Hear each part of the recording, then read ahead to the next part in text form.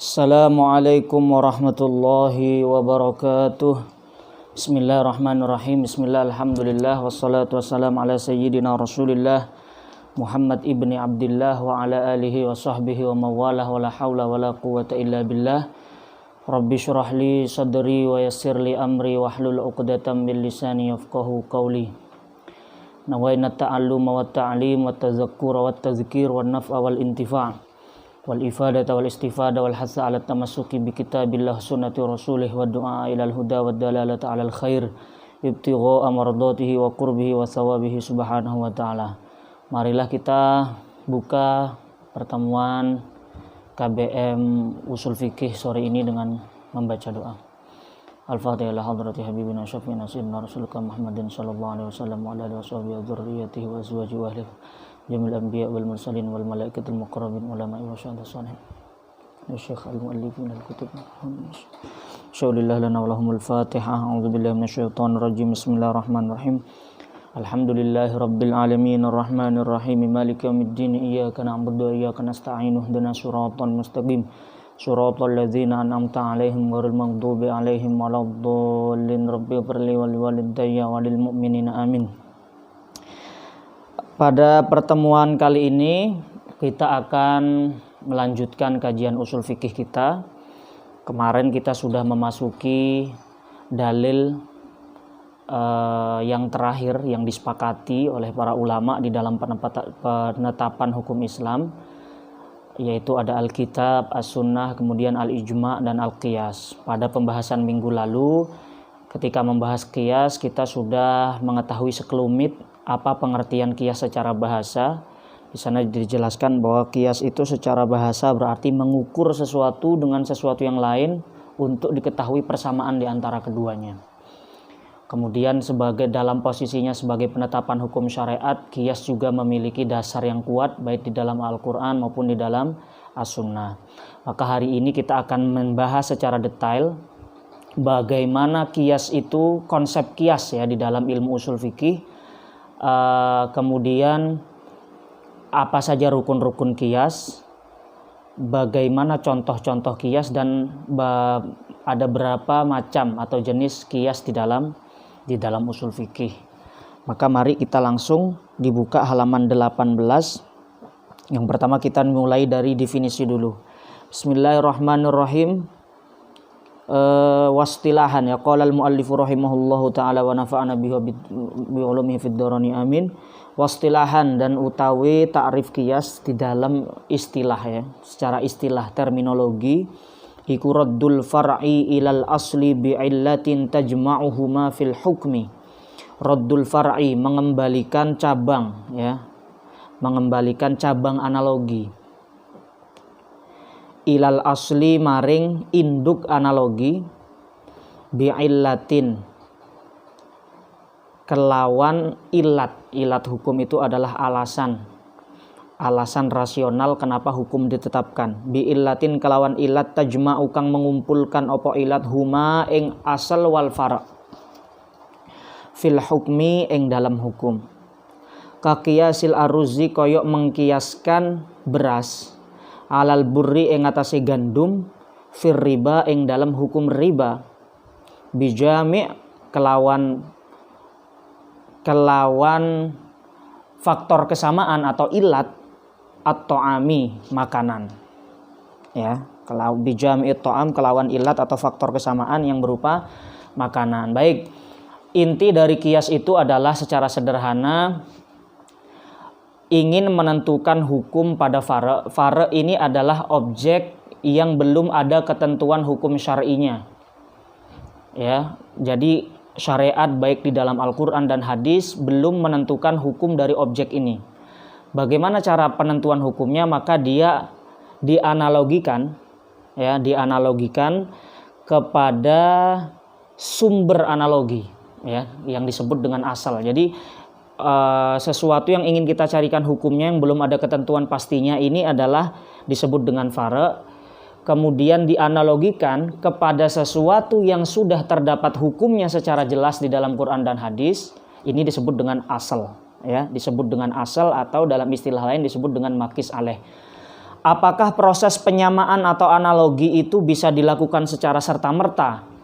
Ketika kita mendapatkan kasus yang belum ada kepastian hukumnya, langsung aja dianalogikan? Tidak. Ternyata harus ada syarat utamanya, yaitu bi'illatin, ya. Bi'illatin tajma'uhuma. Karena ada pengikat, yaitu faktor pengikat yang disebut dengan ilat, atau alasan yang sama yang mengumpulkan antara asal dan fara itu fil hukmi, di dalam penetapan hukum. Maka kita ambil contoh sederhana. Misalnya di dalam Al-Quran Allah Ta'ala mengatakan bahwa di antara perkara yang diharamkan bagi kita umat Islam adalah mengkonsumsi atau meminum khamr, ya. Meminum khamr. Maka khamr ini disebut dengan asal. Kenapa? Karena dia sebagai objek atau induk dari analogi yang sudah memiliki hukum yang jelas di dalam Al-Quran. Khamr itu hukumnya apa? Hukum meminum khamr itu adalah hukumnya haram.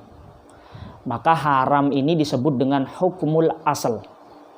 Ya, disebut dengan hukmul asal. Kalau khamrnya disebut dengan asal, haramnya disebut dengan hukmul asal. Pertanyaannya sekarang adalah, mengapa khamr diharamkan? Nah, di sini maka para ulama mencari alasan yang rasional. Illatun tajma'uhuma, ya, dicarikan alasan yang rasional. Oh, kenapa sih khamr ini diharamkan? Ternyata khamr diharamkan, dicari alasan rasionalnya. Ternyata khamr ini bisa memabukkan, ya. Ketika seseorang itu mabuk, maka hilang akalnya, dan itu bertentangan dengan maqasidus syariah, di mana syariat salah satu tujuannya diturunkan adalah untuk menjaga dan melestarikan akal sehat. Maka dicapailah melalui proses istimbat atau ijtihad bahwa alasan atau ilat dari diharamkannya khamr adalah iskar, memabukkan. Maka sekarang kita menemukan kasus baru. Khamr itu kan sesuatu yang memabukkan yang dibuat dari perasan anggur, ya. Anggur diperas kemudian terjadi fragmentasi sehingga dia memabukkan ketika dikonsumsi. Sekarang pertanyaannya adalah, bagaimana dengan hukum minuman yang tidak terbuat dari perasan anggur, dari kurma misalnya, atau dari buah-buahan yang lain? Bir peletok, bukan bir peletok. Toa, kalau di Bali ada toa, kemudian ada bir bintang dan lain sebagainya. Bagaimana kira-kira hukumnya mengkonsumsi ini? Maka tidak ada di dalam Al-Quran, tidak ada di dalam hadis. Caranya bagaimana menentukan? Kira-kira bisa tidak dikiaskan ke khamr? Maka dilihat dulu, apakah ilat dari keharaman khamr terdapat juga pada fara? Maka ketika dia ada, yaitu misalnya sama-sama memabukkan, maka dia bisa dikiaskan. Kalau contoh yang di kitab adalah mengkiaskan beras kepada gandum, ya, di dalam hukum riba. Jadi begini, di dalam hadis itu ada beberapa jenis harta yang oleh baginda Nabi SAW diberi nas atau diberi ketentuan bahwa harta-harta tersebut adalah harta ribawi. Artinya, ketika harta tersebut harta ribawi, dia tidak boleh ditukar dengan sesamanya kecuali harus dengan berat yang sama. Ya, nanti ada di bab riba. Apa yang disebut itu diantaranya adalah gandum, emas, perak, kurma. Maka kalau kita punya gandum 1 kilo, mau kita barter kepada penjual gandum yang lain. Dia gandum, saya punya gandum. Dia memiliki gandum 2 kilo, saya 1 kilo. Kemudian ditukar, maka ini tidak boleh. Kenapa? Karena gandum itu adalah harta ribawi. Harta ribawi ketika ingin terjadi tukar-menukar, maka syaratnya adalah beratnya harus sama, agar tidak terjerumus ke dalam riba fadl, ya. Riba yang sifatnya kelebihan. Nah, itu tidak diperbolehkan. Kemudian emas juga seperti itu. Saya punya emas sekian gram, ingin ditukar dengan emas yang lebih tinggi harganya, ditukar begitu saja. Maka itu tidak boleh. Kenapa? Karena emas itu ada nas hadisnya bahwa dia adalah harta ribawi, dan ketika harta ribawi maka ketentuannya tidak boleh ditukar ke sesamanya kecuali beratnya sama. Pertanyaannya adalah, yang disebutkan adalah beberapa hal, diantaranya adalah albur, yaitu gandum. Sekarang beras kira-kira masuk nggak harta ribawi? Sebab beras tidak disebutkan di dalam hadis, karena konteksnya Nabi mengatakan itu kan di Arab yang makanan pokoknya gandum, kurma dan lain sebagainya. Sekarang beras bagaimana? Bisa tidak kita hukumi beras adalah harta ribawi dengan konsekuensi ketika kita mempunyai beras 1 kilo ingin dibarter dengan orang lain, maka tidak boleh dibarter dengan 2 kilo karena itu terjadi kelebihan. Maka di sini dikatakan iya harta ribawi. Kenapa? Dikiaskan kepada gandum. Memang apa? Gandum itu harta ribawi. Kemudian beras juga dikatakan harta ribawi. Kenapa? Ada nggak ilat yang menyamakan atau menyatukan mereka berdua? Ada, yaitu adalah at-ta'am, sama-sama makanan. Maka menurut pendapat mu'alif ini, segala sesuatu makanan, ya, ini adalah ilat yang dipegang oleh mazhab Syafi'i, bahwa segala sesuatu makanan pokok dia bisa digolongkan atau dikategorikan sebagai harta ribawi, meskipun yang disebut di dalam hadis hanya gandum, ya. Oleh karena itu disebut wa arkanuhu arba'ah. Sekarang kita simpulkan dulu apa saja rukun dari kias. Arkanuhu arba'atun. Rukun-rukun kias itu ada 4. Yang pertama adalah al-asal, yang kedua adalah al-fara'. Asal itu adalah induk analogi, kalau fara' itu adalah cabang analogi. Kemudian hukmul asal, hukum dari asal itu sendiri, yang namanya hukum bisa haram, mubah dan lain sebagainya, yang ada 5 itu. Kemudian wa illatu hukmil asal, yaitu ilat dari hukum asal, ya, ilat dari hukum asal. Maka secara singkat kalau bisa kita tulis begini, ya. Yang pertama adalah asal. Ya, asal ini juga disebut dengan apa? Disebut dengan makis aleh. Makis aleh. Asal itu adalah sesuatu yang sudah memiliki hukum yang jelas karena ketetapannya ditetapkan berdasarkan nas, maka dia memiliki hukumul asal. Hukumul asal. Hukumul asal. Dah. Sekarang apa alasan mengapa asal diberikan hukum yang jelas seperti itu? Kenapa si A dihukumi haram? Kenapa si B dihukumi makruh? Kenapa si C dihukumi? Adakah alasan rasional yang bisa dicari? Jika ada, itu disebut dengan illatul hukum atau al-illat, begitu saja. Ya, alasan kenapa asal dihukumi dengan hukum demikian, itu namanya illat. Ketika illat tersebut terdapat pada kasus baru yang bisa menjadi titik temu antara kasus baru itu dengan asal, maka baru proses kias bisa dilakukan. Maka nanti ada yang disebut dengan far'. Far' ini adalah cabang yang akan dikiaskan. Ini ya, jadi urutannya asal, hukmul asal, ilat, far'. Kita contoh dalam contoh yang di situ, asalnya apa? Asalnya misalnya khomer. Khomer hukumnya bagaimana? Khomer hukumnya haram. Ya, ilatnya apa? Apa alasan rasional yang membuat khomer diharamkan di dalam syariat? Ternyata bisa memabukkan, maka disebut dengan al-iskar. Ya. Sehingga bagaimana konsekuensinya ketika ada jenis minuman baru yang meskipun tidak disebut khomer karena mungkin tidak terbuat dari anggur, maka dia bisa mendapat hukum yang sama, yaitu haram. Contohnya apa? An-nabiz, ya, di dalam bahasa Arab disebut dengan an-nabiz. An-nabit, yaitu cairan minuman memabukkan meskipun tidak terbuat dari anggur, atau bir, toa dan lain sebagainya. Nah, ini ya. Ini kalau kita bedah secara detail seperti ini. Kalau disimpulkan ke dalam bahasa kitab, biasanya para fuqaha itu begini cara meredaksikannya. An-nabizu dimulai dari fara' dulu. Nabiz, ya. An-nabizu haramun. Maka kesimpulannya bagaimana dari proses kias yang seperti ini? Maka an-nabid hukumnya haram. Kenapa? Kiasan alal khamri. Karena dikiaskan kepada khamar. Apa unsur yang mempersatukan antara nabid dengan khamar sehingga bisa dikiaskan? Bijami', ya. Bijami' al-iskar. Karena ada satu faktor yang mengikat, yang mempertemukan mereka keduanya, itu sama-sama memabukkan. Ya. Dalam contoh kasus yang selanjutnya, yang di kitab itu kan asalnya adalah bur, gandum. Ya, al-bur asalnya. Kemudian hukumnya apa? Hukumnya adalah harta ribawi, ya. Harta ribawi. Harta ribawi. Oke, dah hukumnya itu. Kemudian apa alasan bahwa bur itu tergolong harta ribawi? Ternyata dicari yaitu at-ta'am, karena dia adalah makanan. Konsekuensinya apa? Maka ketika ada makanan yang lain juga bisa digolongkan harta ribawi. Apa yang tidak ada dinasnya? Yaitu al-aruz, yaitu beras. Maka menyimpulkannya bagaimana? Yakunur riba, ya,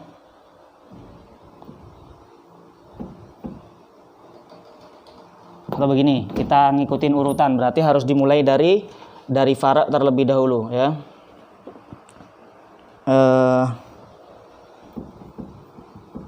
Misalnya begini, al-aruz yaitu beras, malun ribawiyun, beras hukumnya apa? Malun ribawiyun. Kenapa?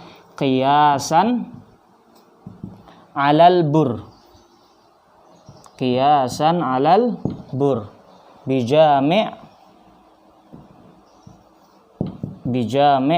at-ta'am. Nah, seperti itu ya cara menyimpulkannya. Kalau dipreteli seperti ini, asalnya ini, hukum asalnya ini, kemudian ilatnya ta'am, kemudian fara' yang ingin dikiaskan adalah aruz. Ketika disimpulkan al-aruz malun ribawiyun, berarti beras adalah harta ribawi. Qiyasan alal burri, karena dikiaskan kepada gandum. Bijami' atau am, karena sama-sama merupakan makanan. Begitu ya caranya ya. Kemudian kita akan masuk ke dalam jenis-jenis kias.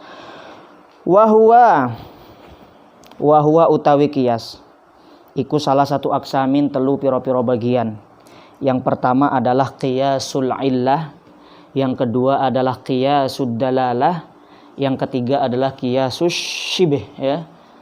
Yang pertama adalah qiyasul illah, yang kedua adalah qiyasud dalalah, dan yang ketiga adalah qiyasus syibh. Apa itu qiyasul illah? Nah, ini penting sekali nih. Qiyasul illat itu adalah wahwa utawi kias illat iku ma kias kanat kang ono opo al illatu illat hukum asal fihi eng dalam kiasul illah iku mujibatan lil hukmi, mujibatan penyebab atau faktor ditetapkannya lil hukmi maring sebuah hukum. Contohnya ka qiyasid darbi ala ta'fifi, koyok mengkiaskan memukul orang tua. Kaqiyasid dorbi, mengkiaskan memukul orang tua. Alat ta'fifi, ngatase mengucapkan kalimat ya, lil walidain maring kedua orang tua. Fit tahrim eng dalam hukum haram. Bi'illatil izai, kelawan sebab menyakiti. Ya, sebab menyakiti. Qala Allah Ta'ala berfirman, wala taqul lahuma uffin, janganlah kalian berkata kepada walidain kalimat uff. Oke, yuk kita preteli. Dalam kasus ini asalnya mana? Dalam kasus ini asalnya adalah ya. Uff itu diistilahkan dengan ta'fif. Jadi yang ada ketetapan di dalam Al-Qur'annya adalah ta'fif. Wala taqul lahuma uffin, maka ta'fiful walidain, mengatakan itu bisa disebut dengan asal. Kenapa? Karena dia memiliki dasar ketetapan hukum langsung dari nas Al-Qur'an. Hukum asalnya apa? Apa hukumnya ta'fif? Yaitu al-haram. Oke. Apa ilat atau apa alasan diharamkannya mengucapkan kepada kedua orang tua? Setelah dilakukan ijtihad, maka alasannya adalah al-iza, karena ada unsur menyakiti. Maka bagaimana dorbul walidain? Nah, kan yang dinas yang ada hukumnya kan cuman mengatakan bagaimana kalau memukul orang tua? Maka hukumnya juga sama, haram. Kenapa? Karena alasan diharamkannya ta'fif berada di pada dorb. Maka kesimpulannya bagaimana? Yahrumud darbu qiyasan alat ta'fif bijami al-idza. Nah, begitu ya. Ini disebut dengan qiyas ilat. Apa artinya qiyas ilat? Maka natil illah fihi mujibatan lil hukmi. Qiyas yang ilatnya, ini ilatnya ya, menjadi penyebab hukum. Saya ulangi lagi, qiyasul illah itu adalah sebuah qiyas di mana ilat dari suatu hukum tersebut adalah alasan utama kenapa hukum tersebut ditetapkan. ta'fiful walidain itu diharamkan kenapa? Karena idza ada sesuatu yang menyakiti. Jadi sebenarnya alasan utama keharaman penyebab adanya hukum haram itu apa ya? Al-iza itu sendiri. Sama seperti kenapa khamr diharamkan? Karena dia memabukkan. Maka memabukkannya itulah yang menjadi penyebab hukum haram. Maka kias seperti ini disebut dengan qiyasul illah. Ada lagi kias yang disebut dengan qiyasud dilalah. Nah, ini penting. Apa itu qiyasud dilalah? Wa huwa utawi qiyasud dilalah. Iku ma qiyas kanat kang ono opo al illatu illat hukum fihi ing dalam qiyasud dilalah iku dalalatan. Iku penanda atau indikator alal hukmi ing atase hukum. Wala takunulan ora ono opo al illatu iku mujibatan penyebab utama lil hukmi maring penetapan hukum. Kakiyasi malis sobi koyok mengkiaskan hartanya sobi itu anak kecil yang belum baligh, alama lil balighi ing atase hartanya orang baligh, fi wujubiz zakati ing dalam kewajiban mengeluarkan zakat, bijami kelawan ilat, bijami itu kelawan ilat, annahu bahwa sesungguhnya malus sobi iku malun harta tamun kang sempurna. Yuk kita preteli dulu, harus dipreteli supaya teliti ya. Supaya teliti harus kita preteli satu persatu. Yuk. Sekarang yang kita bahas adalah kasus baru nih, kasus baru. Bentar, ambil penghapus, bentar. Yuk, kita akan membahas yang disebut dengan qiyasud dalalah. Ya, saya hapus.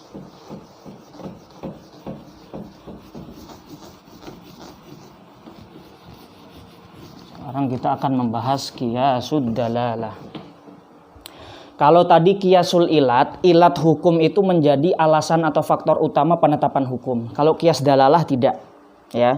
Contoh, asalnya apa dalam ini? Yaitu asalnya adalah al-malul baligh. Malul baligh. Hukumnya bagaimana hartanya orang dewasa? Ketika sudah mencapai nisab, ketika sudah melewati haul, hukumnya adalah wujubuz zakah. Wujubuz zakah, ya. Alasannya apa? Harta orang dewasa diwajibkan zakat karena dia adalah malun tamun. Ya, harta yang sempurna. Kepemilikannya sempurna. Karena dia bukan budak. Kalau budak kan hartanya dimiliki sayyidnya. Maka demikian juga jika misalnya ada anak kecil yang mendapat harisan harta dari orang tuanya, ya. Maka malus sobi, harta anak kecil, gambarannya dia mendapat harta warisan dari orang tuanya sehingga dia punya harta di mana hartanya sudah sampai satu nisab dan sudah melewati haul. Maka hukumnya bagaimana? Maka juga diwajibkan zakat. Kenapa? Karena sama-sama malun tam. Ini hukum asal, ilatnya adalah malun tam, ya. Malun tam. Malun tam itu apa? Malun tam itu adalah harta yang sempurna. Pertanyaan saya adalah, apakah status harta itu sebagai harta sempurna menjadi penyebab utama diwajibkannya zakat? Jadi zakat itu diwajibkan kepada seorang hamba karena memiliki harta yang sempurna. Apakah seperti itu? Tidak. Tetapi ilat di sini hanya sebagai karakter atau ciri utama, ya. Ciri utama yang mana ciri-ciri tersebut bisa didapatkan di dalam fara. Saya kasih contoh analogi yang sederhana. Apa yang dimaksud ilat itu hanya merupakan dalalah alal hukmi, bukan mujibatan lil hukmi. Kalau mujibatan lil hukmi adalah ilat itu merupakan penyebab dihukumi haram. Mengucapkan kepada orang tua dihukumi haram. Kenapa? Karena ada unsur menyakitkan. Berarti menyakitkan itu adalah faktor utama ditetapkannya unsur haram. Khamr dihukumi haram. Kenapa? Karena ada iskar, memabukkan. Memabukkan itu disebut dengan faktor utama penetapan hukum. Tapi kalau ini enggak. Contoh, kamu melihat mau jalan ke Monas, ya, mau jalan ke Monas. Kemudian di perjalanan ada plang tulisan Monas misalnya. Ke Monas belok kanan. Ada pelang Monas belok kanan melalui GPS bisa, atau melalui pelang yang warna hijau di jalan raya itu. Pertanyaan saya adalah, pelang ini posisinya apa? Apakah pelang di jalan ini berfungsi menunjukkan lokasi Monas? Berarti dia berposisi sebagai dilalah ala Monas. Atau pelang ini menjadi sebab keberadaan Monas. Berarti dia disebut dengan mujibah. Kalau kita mengatakan pelang ini adalah mujibah, menjadi penyebab keberadaan Monas, berarti seandainya pelang ini dilepas, Monasnya hilang. Pelang ini nggak ada, misalnya pelangnya dicabut sama pemerintah, maka langsung Monasnya hilang. Tapi kalau kita mengatakan pelang ini fungsinya sebagai dalalah, maka dia hanya berfungsi sebagai penunjuk saja. Kok sewaktu-waktu pelang ini hilang, ya, sewaktu-waktu pelang ini hilang, Monasnya tetap ada nggak? Tetap ada. Nah, tetapi fungsi adanya pelang ini adalah supaya orang tahu bahwa Monas itu belok kanan. Itu namanya sebagai dilalah. Nah, ini juga logika yang sama bisa kita pahami. Qiyasud dilalah itu adalah ketika ilatnya fungsinya bukan sebagai faktor utama penetapan hukum, tetapi ilat ini adalah ciri utama indikator yang terdapat pada hukum asal, dan indikator itu juga ada pada far', sehingga dia bisa dikiaskan. Nah, kias yang model seperti ini disebut dengan kias dilalah. Ya, itu dibedakan ya. Jadi ketika faktor yang mempertemukan antara asal dan far' adalah alasan rasional penetapan hukum, maka dia disebut dengan qiyasul illah. Ketika faktor yang mempertemukan antara asal dan far' bukan alasan rasional yang menentukan hukum itu, tetapi hanya ciri-ciri utama yang menunjukkan hukum itu, maka dia disebut dengan qiyasud dilalah. Ya, makanya di sini berpeluang untuk berbeda pendapat. Kenapa? Ini menurut Imam Syafi'i harta anak kecil diwajibin zakat. Karena apa? Karena karakteristik harta orang dewasa itu ada pada hartanya anak kecil, yaitu apa? Malun tam, harta yang sempurna. Mereka sama-sama merdeka, kepemilikannya sempurna. Tapi kalau menurut Hanafi beda lagi. Wa yajuzu, dan boleh, ayyuqal, dikatakan, opo la yajibu, tidak wajib opo zakat fi malis sobi, di dalam hartanya sobi, kama qala, sebagaimana pendapat qala kang berkata bihi kelawan pendapat sopo Abu Hanifah, Imam Abu Hanifah, fihi ing dalam malis sobi. Apa landasan Imam Abu Hanifah tidak mewajibkan zakat pada hartanya anak kecil? Ada anak kecil ditinggal orang tuanya meninggal mendapat warisan sampai nisab, sampai 1 haul, tidak wajib zakat menurut Abu Hanifah. Kenapa? Qiyasan alal haji, krono dikiaskan alal haji ing atase hukum haji. Fa innahu, kerana krono satuhune haji iku yajibu, wajib opo haji alal balighi ing atase orang balik, wala yajibu, dan tidak wajib opo haji alas sobiyi ing atase sobi. Nah, berarti kalau Imam Abu Hanifah mengatakan seperti ini, ya, malul baligh, malul baligh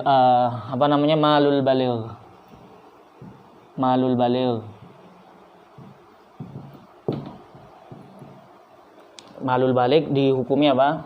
Wujubuz zakah. Ya. Oh, yang menjadi asal adalah haji. Maaf. Kalau Abu Hanifah mengkiaskannya kepada haji. Bagaimana? Haji. Haji itu hukumnya apa? Haji itu wajib bagi baligh, bagi orang yang baligh, ghair wajib lis-sobi. Ya. Haji itu hukumnya bisa 2, wajib bagi orang balik, tidak wajib bagi sobi. Ya. Kemudian kita perhatikan.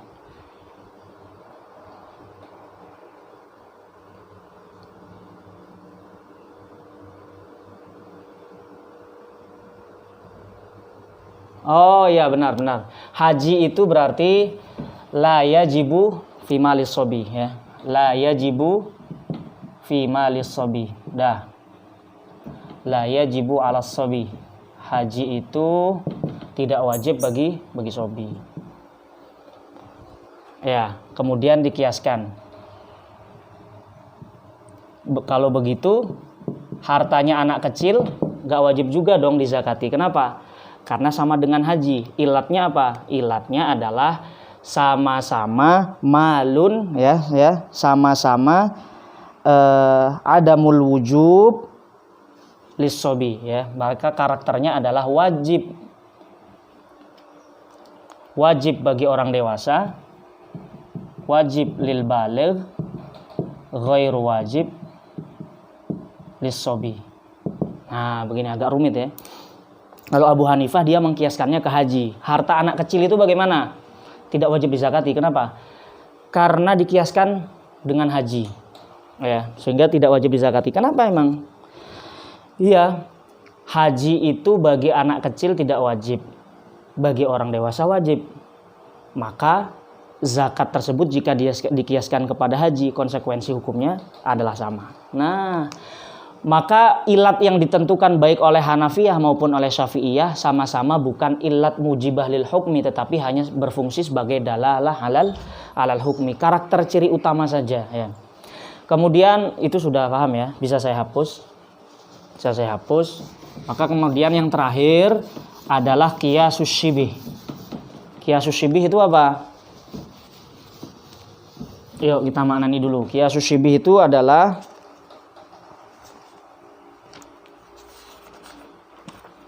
wahwa ilhaqul fara', menganalogikan cabang al-muraddat yang diperbutkan bainal aslaini, di antara dua induk analogi, bi aktsarihima syibhan, kelawan lebih banyaknya di antara aslaini itu apane syibhan, keserupaan.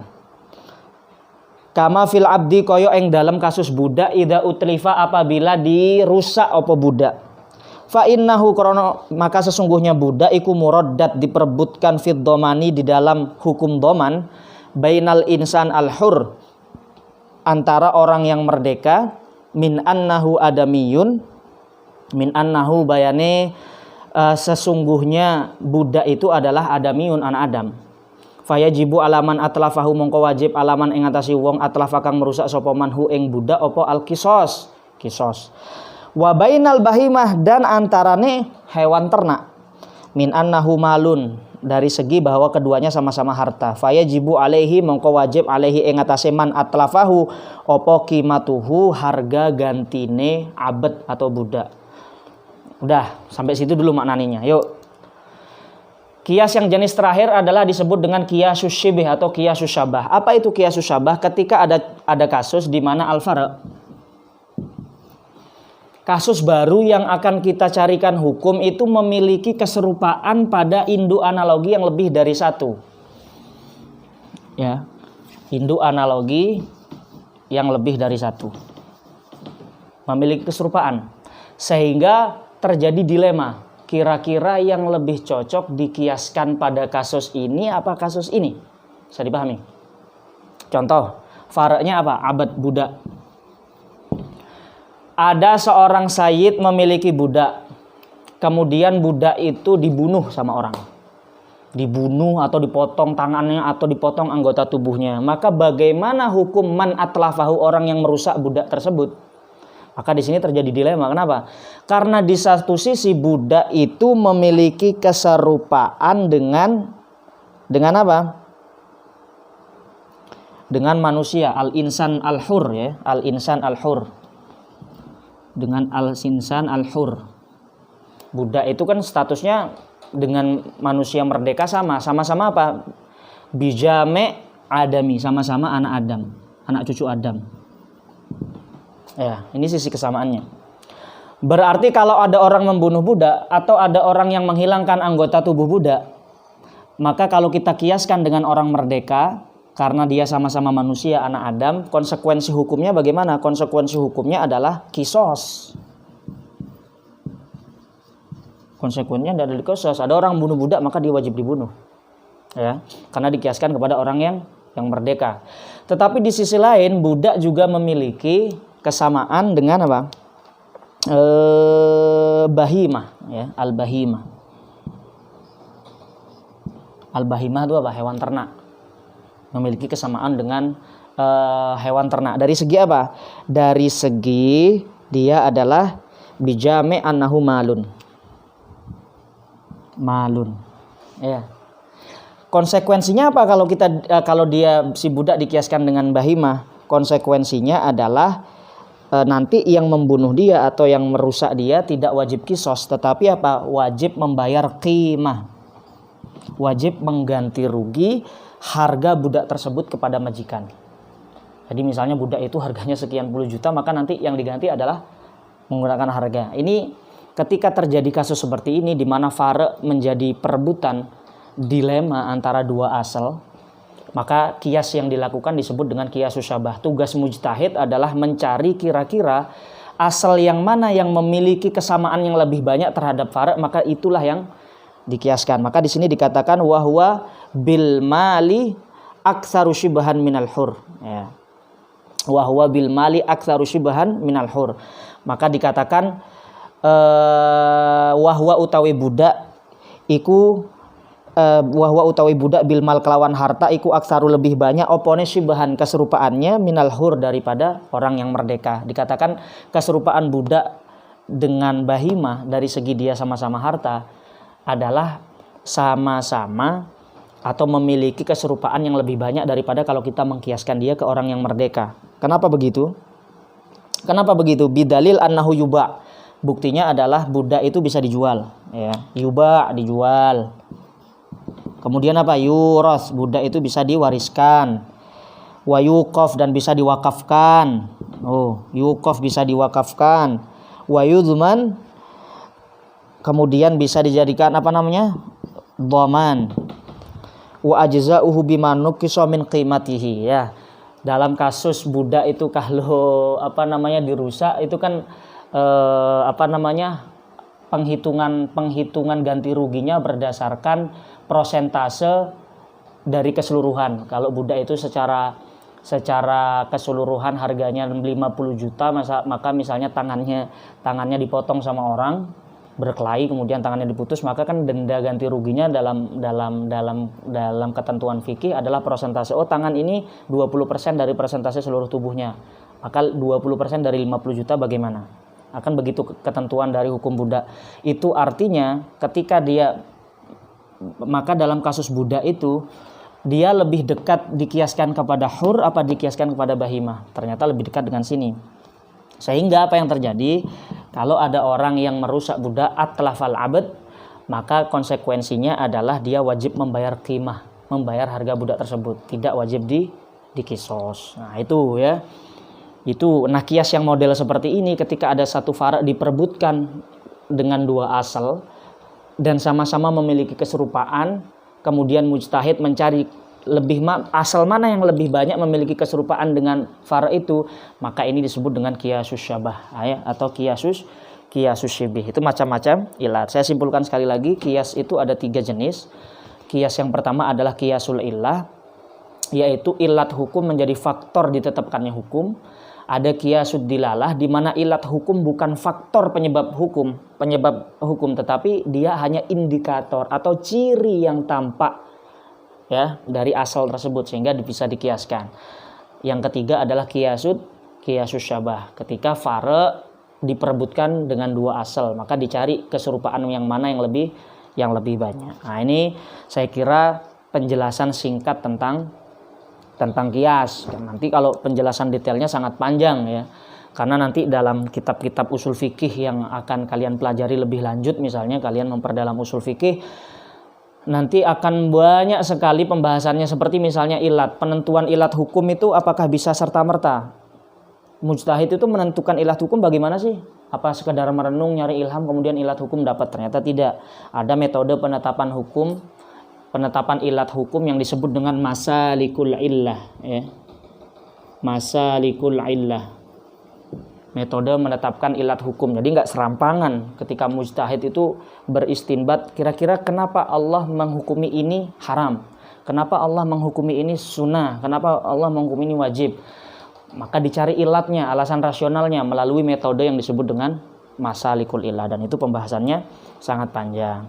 Yang ingin saya sampaikan adalah bahwa kias ini, ya, ini perlu dicatat, kias ini adalah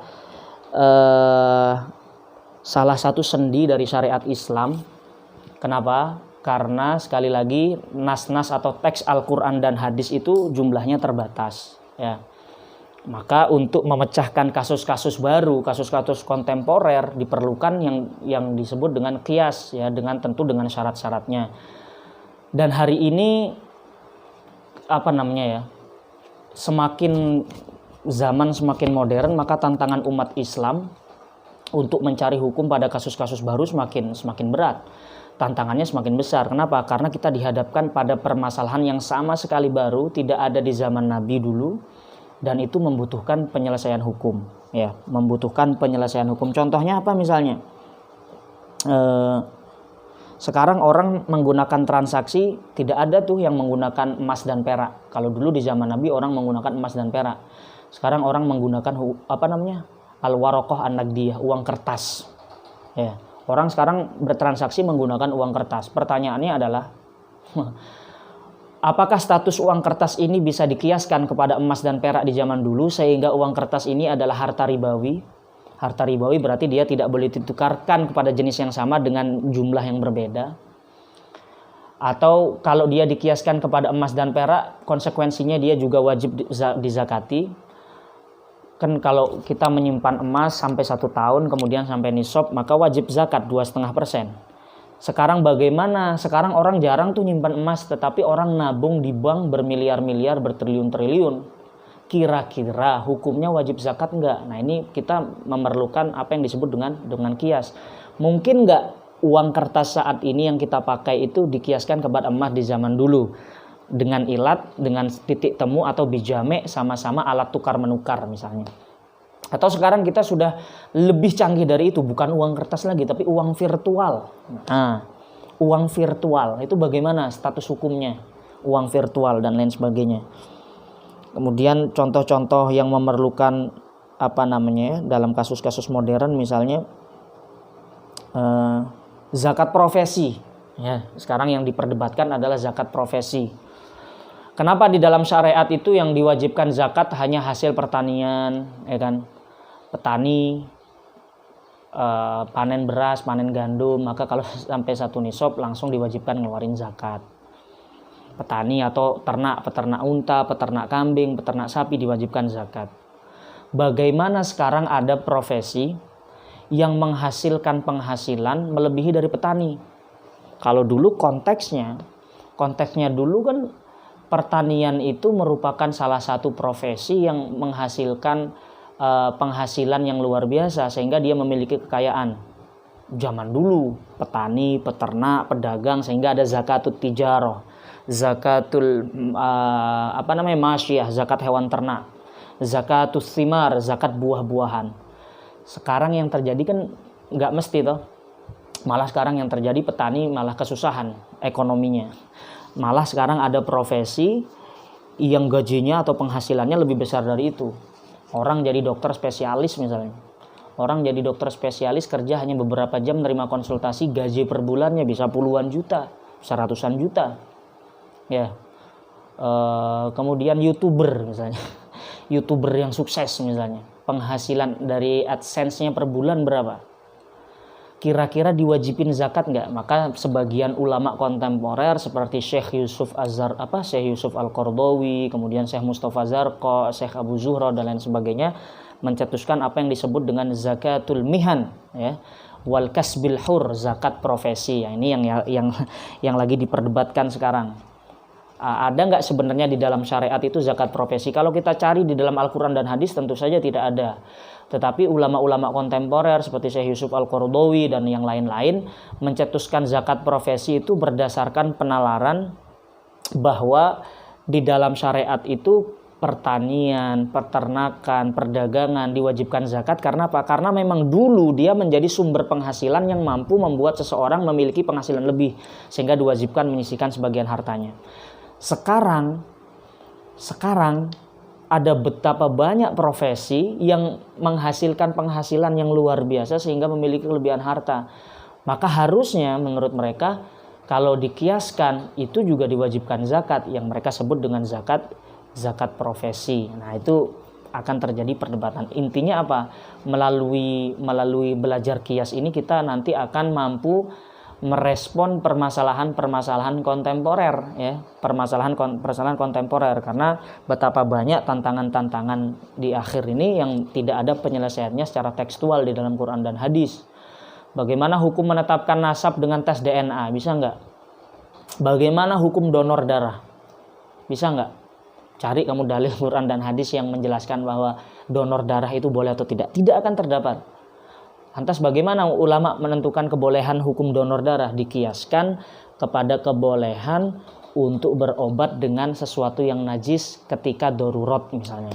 Atau dibolehkan berobat dengan sesuatu yang najis ketika ada kondisi hajat. Nah, maka donor darah pun bisa dikiaskan ke situ dan lain sebagainya, ya.